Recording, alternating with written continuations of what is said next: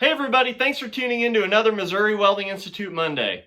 Got a really fun one for you guys here today, and it's all centered around jigs and jig colors. And what I want to share with you guys is my thought process on how I like to get creative and come up with some jig colors that are totally off the wall and out of the box that hopefully the bass haven't seen a whole lot of before.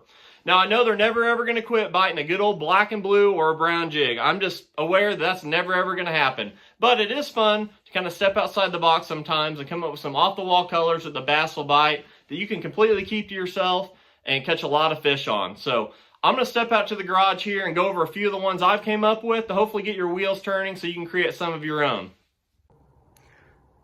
All right guys, so I've gathered a handful of jigs here that I've tied.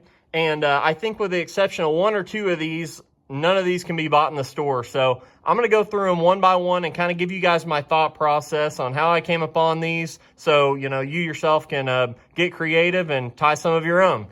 So the first one here is an old Ozarks color that used to be really popular in a flipping tube. And it's just black neon chartreuse. And all it is just black with red flake skirt with some chartreuse in the belly. Really, really good in muddy water and a really excellent flipping jig color. I don't think you can buy that one at all in the store. So the next one is the good old Reaction Innovation Magic Crawfish Swirl. And I've got two different variations here. One's a little brighter than the other. And man, that color really looks alive in the water. I've had a lot of good success with it. And all it is just green pumpkin with some blue highlight in it. That's one of my favorites. And I think a couple companies offer this, but I just tie them myself, obviously. The next one is the good old Zoom Sprayed Grass color. And all that is just green pumpkin with some green flake in it and then June bug in the belly. That's been a really good color for me this year, and one that I think I just started tying this year. So the next one is the good old Strike King No Brainer. And all this is here is just black and blue flake with some green pumpkin in the belly. Why not mix the #1 selling soft plastic color of all time with the #1 jig color of all time in black and blue? I've had a lot of really good success with that one this year. So definitely give that one a try. Of course, I'm pretty sure a lot of people sell this one, but I want to show you anyway. I've been tying this one for quite a while now, and that's just a good old Okeechobee crawl. All that is just green pumpkin with blue in the belly. Really basic color, but 5-6 years ago, I don't think you could buy that one. So for all you smallmouth guys, here's one that I came up with here a couple of years ago and caught a bunch of fish on it this year as well. And that's just green pumpkin gold and purple. Anyone that's ever thrown a tube for smallmouth in the north knows that a green pumpkin purple gold is a really, really popular tube color. So I thought, why not tie it in just a little bitty football jig and catch some fish on it. For all you night fishermen, here in the Ozarks, probably the #1 night fishing color of all time is the Zoom South African Special.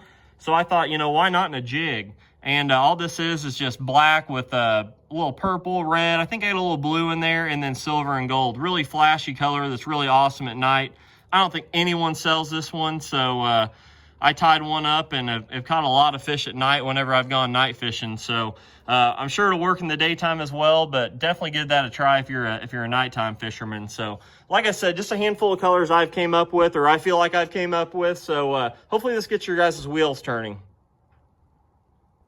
So those are some of the really good ones I've came up with in the last 5-6 years, but more than anything, I want to share with you guys kind of my thought process on how I like to get creative on creating some off-the-wall colors that, aren't readily accessible at the store or whatever. So like I said, hope you guys can apply this to your fishing.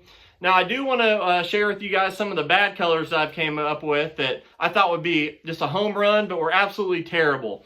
The first one is a plum color jig. I thought, hey, plum color worm in the summertime here in the Ozarks is absolutely awesome. So I thought I'd tie up some red, blue flake, blue tinsel jigs, thinking it'd be an absolute home run. It was absolutely terrible. I know someone on here's probably caught some fish on it, but I tried that thing 2-3 times and absolutely didn't catch hardly anything on it.